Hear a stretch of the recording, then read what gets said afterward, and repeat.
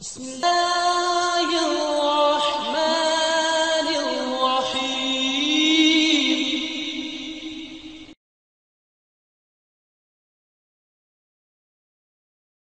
الحمد لله وكفى سلام على عباده الذين اصطفى. رب العالمین نے اپنی رحمت اور کرم نوازی سے ہماری رہنمائی اور رہبری اور خیر خواہی کے لیے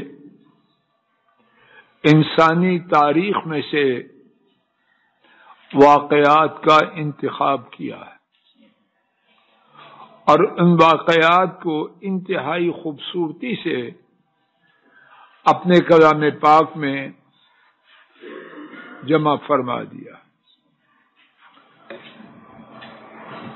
ان واقعات، دروس اور قصوں میں ہم انسانوں کے لیے عظیم خیر خواہی، رہنمائی، ہدایت اور وہ کچھ ہے ہمارے تصور سے زیادہ ہے۔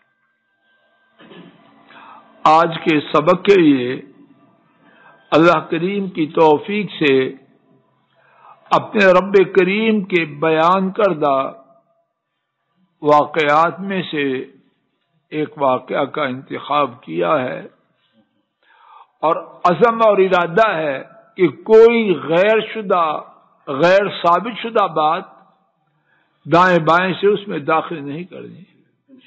جتنی بات اللہ کریم نے بیان کی ہے، یہ نبی کریم صلی اللہ علیہ وسلم نے بیان کیا، وہ ہمارے لیے کافی ہے۔ اور اسی مختصر جامع بات میں میرے اور آپ کے لیے، ہمارے کنبوں کے لیے جو نصیحتیں ہیں، ان کا ٹوٹا پھوٹا ذکر کرنے کا ارادہ لے کے اللہ کی توفیق سے آیا۔ 20 منٹ بات کریں گے، جہاں تک بات پہنچی پہنچائیں گے، بقیہ انشاءاللہ آئندہ سبق میں۔ سورہ القلم 29واں پارہ، آیات شریفہ 17 سے 33 تک۔ رب کریم کے بیان کا خلاصہ سماعت فرمائیے، پھر اس قصہ کا تھوڑا تھوڑا حصہ پڑھیں گے اور اس میں جو کچھ نصیحت اللہ کی توفیق سے ٹوٹی پھوٹی سمجھ میں آئی ہے، اس کو سمجھنے کی عاجزانہ اور حقیر سی کوشش کریں۔ واقعہ کا خلاصہ یہ ہے، کچھ لوگوں نے کہ اللہ نے انہیں باغ دیا تھا، مسکینوں کو باغ سے حصہ نہ دینے کے ارادے سے فیصلہ کیا کہ راتوں رات اندھیرے میں باغ کا پھل اتاریں اور لے جائیں، نہ مسکین آئیں نہ مانگیں، نہ ہمیں انہیں دینا پڑے۔ اور اس کے لیے ان کی سمجھ سوچ میں جو جو تدبیر تھی انہوں نے کی۔ اب کیا ہوا، ان کے باغ تک رات کے اندھیرے میں یا رات کے اندھیرے کے آخری حصہ میں پہنچنے سے پہلے باغ کا نام و نشان مٹا دیا۔ اب ان کی آنکھیں کھلیں اور انہوں نے اللہ کی شان و عظمت اور اپنے ظالم ہونے کا اقرار و اعتراف شروع کر دی۔ آئیے اب قرآن کریم کا تھوڑا تھوڑا حصہ پڑھتے ہیں اور ساتھ ساتھ اس حصہ میں جو کچھ ہے وہ نہیں، جو کچھ ہے وہ تو میری سمجھ میں نہیں، جو تھوڑا بہت میری سمجھ میں آیا ہے اللہ کی توفیق سے آپ کے روبرو عرض کرتا ہوں۔ پہلے ترجمہ سماعت فرمائیں گے، پھر اس کے بعد اس میں جو سبق ہے۔ انا بلوناہم کما بلونا اصحاب الجنہ، یقیناً ہم نے انہیں آزمایا، انا 2 دفعہ، ہم 2 دفعہ، یقیناً ہم نے بلوناہم، ہم نے انہیں آزمایا، کما بلونا اصحاب الجنہ، جس طرح ہم نے باغ والوں کو آزمایا۔ اس میں جو رجا نے کتنے سبق ہیں جو میں آپ اپنے لیے لے رہے ہیں، وہ یہ ہے کہ فضل الہی کو یا آپ میں سے کسی کو یا ہماری اولادوں میں سے کسی کو ملنے والی بظاہر نعمت، وہ صرف نعمت نہیں، اس کے ساتھ امتحان بھی ہے۔ اب نعمت بنے گی جب اللہ کی رضا اس کے ساتھ پائیں گے، وگرنہ وہی چیز جس کو میں آپ نعمت سمجھ رہے ہیں، ہمارا نام و نشان مٹانے کا اللہ سبب بنا دے۔ نعمتیں انگنت لاتعداد ہیں۔ صرف بات کی وضاحت کے لیے ایک شخص کو اللہ نے طاقت دی، بازوؤں میں زور آیا، آنکھوں میں تیزی آئی، سمجھ میں حاضر دماغی آئی، بات کا سلیقہ آیا۔ اب اس نے ان چیزوں کو استعمال کیا اللہ کی نافرمانی۔ ان چیزوں کا ملنا اس بات کا سرٹیفکیٹ نہیں ہوتا کہ جس کو صحت ملی ہے اللہ اس سے پیار کرتے ہیں۔ یہ پیار والی بات تو امتحان کے بعد آئے گی۔ اللہ نے کسی کو ممبر دیا اور ممبر کے ساتھ عزت دی، تو نعمت کب بنے گا؟ یہ ممبر کا ملنا، مائک کا ملنا، لوگوں کا سننا، آنکھیں سیدھی کر کے سننا، نعمت ہے کہ نہیں کچھ پتا نہیں۔ نعمت تب ہوگا جب اللہ کے ہاں کامیاب ہوگا۔ اب وہ اس نعمت کو دنیا کے لیے کمانے کا ذریعہ بنائے، لوگوں کی جیبیں کاٹنے کا ذریعہ بنائے، دھوکے فریب کا ذریعہ بنائے، تو یہ ممبر کا ملنا، درس دینا، خطبہ دینا، کتابیں لکھنا، اس کے لیے کیا بنا؟ جب نتیجہ دیکھے گا تو کہے گا کاش میں ممبر پہ آتا ہی، کاش میں ایک لفظ بھی لکھتا ہی نہ۔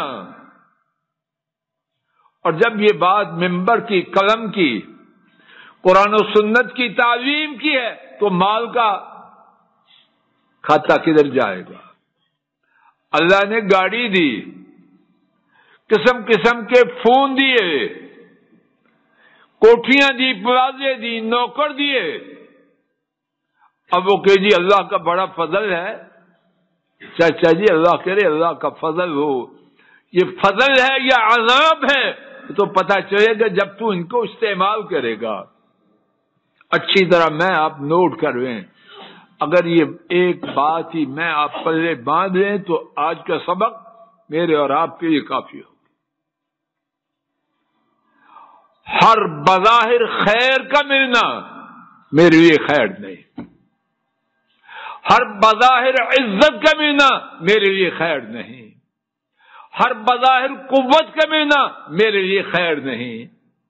اللہ قوت دے، عزت دے، مال دے، ہمیں ضرورت ہے، لیکن یہ خیر تب ہوگی جب اللہ کے ہاں کامیاب ہوں گے، وگرنہ شاید اس دن جا کے روئیں کاش کہ میں بیمار ہوتا، اسپتال میں ہی ہوتا تو آج تو بچ جاتا۔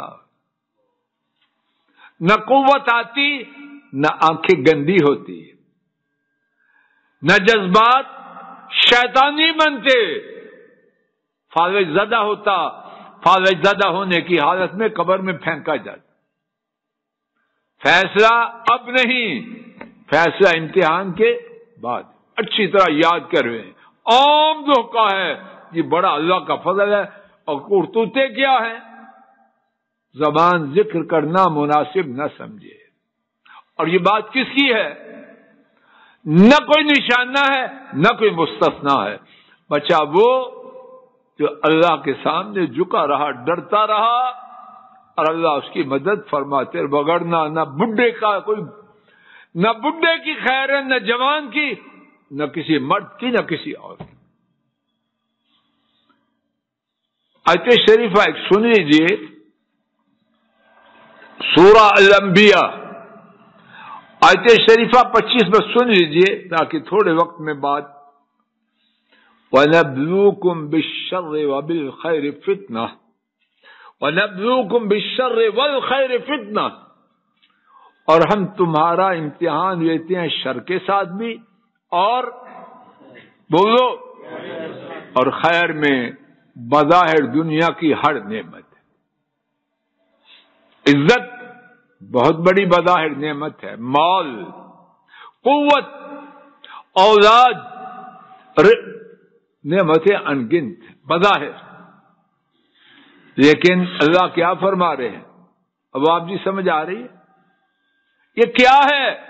یہ امتحان کا پرچہ ہے. اور ہم عقل کے اندھے، جس کو غصہ لگتا رہے، ہم عقل کے اندھے اس پرچے ہی کو سمجھتے ہیں یہ کامیابی کا سرٹیفکیٹ.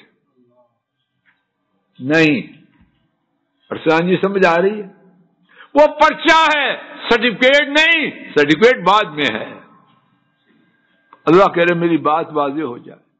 سیما صاحب واضح ہو رہی ہے کہ جو پرچہ ہے ایگزامینیشن پیپر، اس کو میں اب کیا سمجھے بیٹھے ہیں؟ سرٹیفکیٹ ہے، میرٹ سرٹیفکیٹ. نہیں، یاد کر رہے سبق، یہ میرٹ سرٹیفکیٹ اس وقت بنے گا جب میں آپ اللہ کے فضل و کرم سے اس امتحان سے، کیوں چوہدری صاحب پکڑنا.